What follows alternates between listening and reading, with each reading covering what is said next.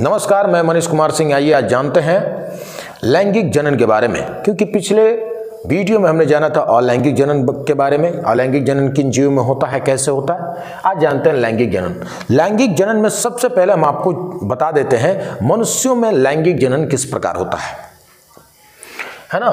तो यहां जानते हैं, लिखते हैं मनुष्यों में जनन।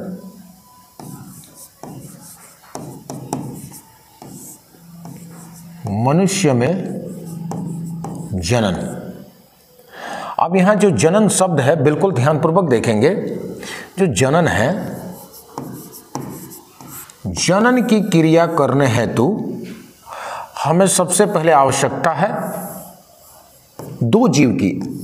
जनन की परिभाषा आपने जाना होगा, खास करके लैंगिक जनन की। जनन की परिभाषा एक बार फिर से रिपीट करते हैं कि जीवों की वह क्षमता जिससे वो अपने ही समान एक छोटे से जीव को जन्म देते हैं, उसे जनन कहा जाता है। जनन दो प्रकार से होते हैं, लैंगिक जनन और अलैंगिक जनन। तो अभी जान रहे हैं हम लैंगिक जनन। तो लैंगिक जनन की परिभाषा होती है जनन की वह विधि जिसमें दो विपरीत लिंग वाले जीवों की आवश्यकता हो और जिससे संतान की उत्पत्ति हो, तो उसे लैंगिक जनन कहा जाता है। तो उस प्रकार आप देख सकते हैं कि यहां अगर लैंगिक जनन हम पढ़ रहे हैं तो यहां पर दो जीवों की आवश्यकता पड़ेगी। एक होगा नर, दूसरा होगा मादा। अब इस नर जीव से हमें क्या चाहिए और मादा जीव से हमें क्या चाहिए? तो नर से हमें चाहिए नर युग्मक, नर से हमें चाहिए नर युग्मक और मादा से हमें चाहिए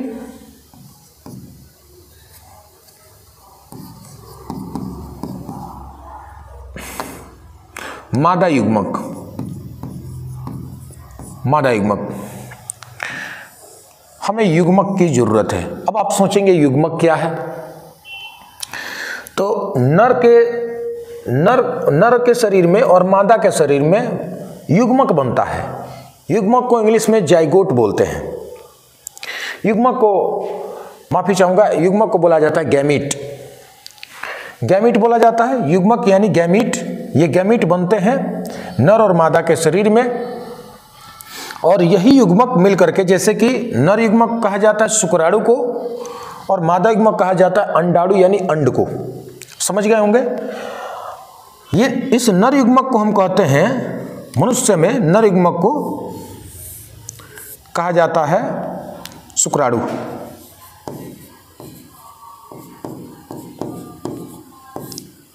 और इसमें मादा युग्मक को कहा जाता है अंड या फिर अंडाणु भी कहा जाता है। अब ये शुक्राणु और अंडाणु जब मिलते हैं आपस में, शुक्राणु और अंडाणु आपस में मिलते हैं तो ये कहलाते हैं, देखिए ये युग्मक है, ये भी युग्मक है। दोनों युग्मक मिलते हैं तो बनते हैं युग्मनज।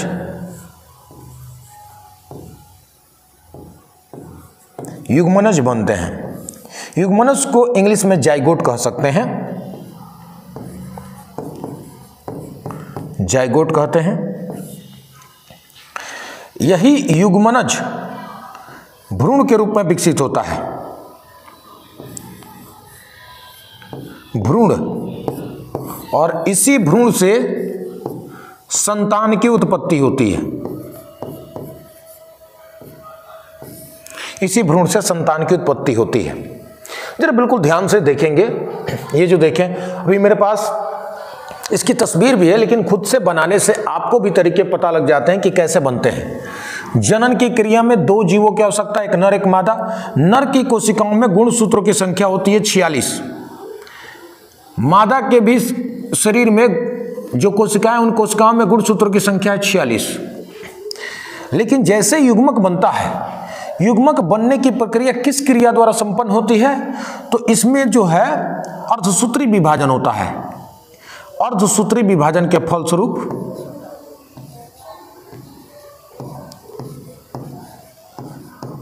अर्धसूत्री विभाजन, अर्धसूत्री विभाजन के फलस्वरूप इसमें मादा और नर युग्मक बनता है। तो अर्धसूत्री का मतलब अर्ध मतलब आधा, सूत्री माने सूत्र, यानी गुण सूत्र आधा हो जाए ऐसा विभाजन होता है। तो अब सोचिए कि नर युग्मक में गुण सूत्रों की संख्या कितनी होगी? 46 का आधा 23। मादा युग्मक में गुण सूत्रों की संख्या कितनी होगी? 46 का आधा 23। यानी शुक्राणु में नर युग्मक में 23 गुण सूत्र, यानी शुक्राणु ये नर युग्मक है, तो ये इसमें भी गुण सूत्र की संख्या 23, इसमें भी गुण सूत्र की संख्या 23। ये 23 जब इस युग्मनज, ये दोनों युग्मक मिलकर के बन रहा है युग्मनज, तो इस युग्मनज में गुण सूत्र की संख्या कितना होगी? 23 इधर से 23 इधर से, दोनों मिलकर के हो गया 46। तो इसमें गुण सूत्रों की संख्या आपको हो जाएगा 46। यहां ध्यान देने योग्य बात यह है 23 गुणसूत्र नर से आया और 23 गुणसूत्र मादा से आया, यानी जो भ्रूण बनेगा, युग्मनज बनेगा, माता पिता दोनों के गुणों से निहित होगा, दोनों के गुणों से युक्त होगा, दोनों के गुण मिले होंगे। यानी अब इस भ्रूण से बनेगा संतान, तो संतान में भी माता और पिता दोनों के गुण निहित होंगे, मिले होंगे। इसीलिए आपने देखा होगा संतान में भी 46 गुणसूत्र हो जाएंगे, यहां भ्रूण में भी 46 गुणसूत्र, संतान में भी 46 गुणसूत्र। तो आपने सुना होगा या देखा होगा कि जब संतान होता है, जब किसी भी मनुष्य का संतान होता है तो उस संतान की आंखें माँ से मिल रही होती हैं, तो नाक पिताजी से मिल रहा होता है, तो उनकी ललाट माँ से मिल रही होती है, तो कभी जो कि कोई ना कोई मुख का, शरीर का कोई भी हिस्सा माता पिता से मिलता जुलता दिखाई देता है। हालांकि यह माता पिता का मेल संतान में इसलिए होता है क्योंकि माता पिता से युग्मक आए रहते हैं और वही युग्मनज यानी भ्रूण यानी संतान के रूप में विकसित होता है। इसलिए माता पिता का गुण संतान में परिलक्षित होता है, दिखाई देता है। हालांकि ये भी जानेंगे हम अगले कभी वीडियो में जानेंगे कि संतान में जो गुण है वह गुण नाना नानी से भी मिलता है, दादा दादी से भी मिल सकता है ना, वो भी जानेंगे आखिर ऐसा क्यों होता है। तो अभी तक ये आपको क्लियर हो गया होगा कि नर में यानी मनुष्य में जनन कैसे होता है, नर में युग्मक कैसे बनते हैं, मादा में युग्मक कैसे बनते हैं, यहाँ आपने देख लिया संतान की उत्पत्ति कैसे होती है, तो ये आपको क्लियर होगा। अब इसमें भी हम जानेंगे जो लैंगिक जनन होता है, लैंगिक जनन में नर और मादा की आवश्यकता होती है, हमने पढ़ा। और ये देखिए लैंगिक जनन जो है उच्च वर्गीय जीवों में और उच्च वर्गीय पौधों में होता है, उच्च वर्गीय जंतुओं में, उच्च वर्गीय पौधों में, पेड़ पौधों में होता है। निम्न वर्गीय जीव जंतुओं में अलैंगिक जनन की विधि होती है। तो लैंगिक जनन करने के लिए जनन जो है, पढ़ रहे हैं जनन, तो इस जनन में जनन को करने तो जो जीव होते हैं, जो जीव होते हैं, एक जीव होते हैं एक लिंगी और एक जीव होते हैं द्विलिंगी। द्विलिंगी देखिए ध्यान पूर्वक सुनिएगा, आपको हूबहू परिभाषा याद हो जाएगा। एक लिंगी जीव की परिभाषा क्या है, एक लिंगी जीव किन्हें कहते हैं? तो वैसे जीव जिनके शरीर में केवल नर या मादा अंग विद्यमान हो, वैसे जीव जिनके शरीर में केवल या तो नर अंग हो या तो मादा अंग हो, उन जीवों को कहा जाता है एक लिंगी जीव। और वैसे जीव जिनके शरीर में, जैसे कि अब एक लिंगी जीव का उदाहरण भी आप देख लीजिए, एक लिंगी जीव का उदाहरण है मनुष्य को कह सकते हैं, मनुष्य, क्योंकि नर और मादा, पुरुषों में नरलिंग होता है और मादा में मादा लिंग होता है ना। कुत्ता, बिल्ली, है ना, ऐसे बहुत सारे जीव हैं जो अब आप इतना जरूर जान लीजिए कि जिसमें पुरुष और मादा अलग अलग हो, जिन जीवों में पुरुष और मादा अलग अलग हो वह एक लिंगी जीव के उदाहरण हैं। द्विलिंगी जीव किन्हें कहते हैं या द्विलिंगी किन्हें कहा जाता है? वैसे जीव जिनके शरीर में नर और मादा दोनों अंग विद्यमान हो, वैसे जीव जिनके शरीर में नर और मादा दोनों अंग विद्यमान हो, उन जीवों को कहा जाता है द्विलिंगी जीव। जैसे कि केंचुआ, केंचुआ को आप बारिश में अक्सर देखते होंगे, जोंक, अगर बारिश के पानी में अगर कहीं तालाब में पानी हो, अगर नहाए होंगे तो कई बार जोंक जो है शरीर से चिपक करके खून चूसने लगता है, आपने देखा होगा काला काला सा। जोंक, टेपवर्म या फीता कृमि वगैरह जो पेट में कीड़े पड़ जाते हैं, कई बार बच्चे कच्चे कच्चे चीजों को खा लेते हैं तो पेट में कीड़े पड़ जाते हैं, आपने देखा होगा। टेपवर्म या क्या बोलते हैं गोल कृमि, फीता कृमि पड़ जाते हैं, तो वे जीव भी आपको द्विलिंगी होते हैं। तो यहां पर कृमि लिख देते हैं हम, कृमि। तो ये सारे जीव द्विलिंगी, एक ही जीव में नर और मादा दोनों हैं, यानी केचुआ में पुरुष और मादा अलग अलग नहीं होते, एक ही जीव में होते हैं। यानी ये स्वयं से जो है ना, स्वयं से जीव पैदा कर सकते हैं, एक ही जीव अगले संतान को पैदा कर सकता है। ये भी, ये और ये सभी। और मनुष्य में नर और मादा दोनों को मिलना होता है, कुत्तों में नर और मादा को मिलना होता है, बिल्लियों में, बंदरों में, हाथी में, घोड़ा में नर और मादा को मिलना होता है, तब जाकर के अगले जीव का संतान का जन्म होता है। ये आप क्लियर हो गया होगा आपको। ऐसे ही पौधों में भी होता है, आपको ऐसे ही पौधों में भी होता है। एक लिंगाश्रयी पौधा, द्विलिंगाश्रयी पौधा होता है। तो एक लिंगाश्रयी पौधा, एक लिंगी पौधा, अगर पौधे के बारे में चर्चा करें, पौधे के बारे में, तो उच्च वर्गीय पौधों में भी ये सब होता है। द्विलिंगी अगर पौधों की चर्चा करें,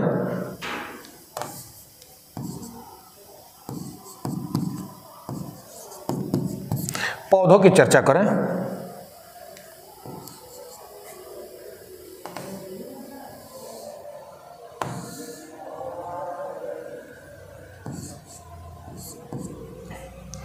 तो एकलिंगी पौधा किसे कहते हैं? वैसे पौधे जिन पौधों पर नर या फिर मादा अंग विद्यमान हो, केवल या तो नर या तो मादा। वैसे पौधे जिन पौधों में केवल नर या मादा अंग विद्यमान हो उन्हें एकलिंगी पौधा कहते हैं। वैसे पौधे जिनमें नर और मादा दोनों अंग विद्यमान हो उन्हें द्विलिंगी पौधा कहा जाता है। जैसा कि मैं आपको एक एक उदाहरण दे देता हूं। एक लिंगी पौधा कहा जाता है, एक लिंगी पौधा, एक लिंगी पौधा कहा जाता है आपको। यहां पर पपीता आपने देखा होगा, पपीता, पपीता खाए भी होंगे आप। और यहां पर गुड़हल, अड़हुल का फूल देखे होंगे। गुड़हल को द्विलिंगी पुष्प कहा जाता है, द्विलिंगी पौधा कहा जाता है। अब देखिए, आपने देखा होगा पपीता में एक पपीता का पेड़ फरता है, यानी फल देता है, और दूसरे पपीता का फल, दूसरा पपीता एक ऐसा होता है पेड़ जिसमें केवल फूल लगते हैं, वो फरता नहीं है, फल नहीं देता है। तो जो फल नहीं देता है उसमें केवल फूल होते हैं, तो उसमें परागकण होते हैं, वो नर वाला, यानी कहिए तो पुरुष वाला पौधा है। और जो फरता है, जो फल देता है पपीता, वह मादा पौधा है। तो ये नर और मादा इसमें अलग अलग होते हैं। नर पौधा और मादा पौधा दोनों अलग अलग होते हैं।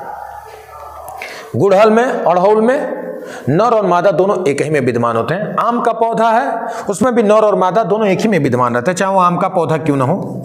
आम में भी फूल फुलाता, नर और मादा एक ही में रहता है। जैसे कि आप सोच लीजिए कि जिन पौधों में वर्तिकाग्र और परागकोश एक ही साथ एक ही में रहते हैं, एक ही फूल में रहते हैं, तो उन पौधों को कहा जाता है द्विलिंगी। अगर कोई ऐसा फूल हो, ऐसा पौधा हो जिसके फूल में या तो परागकोश हो और वर्तिकाग्र किसी दूसरे पुष्प में हो, तो ऐसे पौधों को कहा जाता है एक लिंगी पुष्प, और वैसे पौधों को कहा जाता है एक लिंगी पौधा। हमें उम्मीद है कि आपको समझ में आ रहा होगा। वीडियो अच्छा लग रहा हो, ये समझ में आ रहा हो, तो आप लाइक, कमेंट और शेयर कर दें।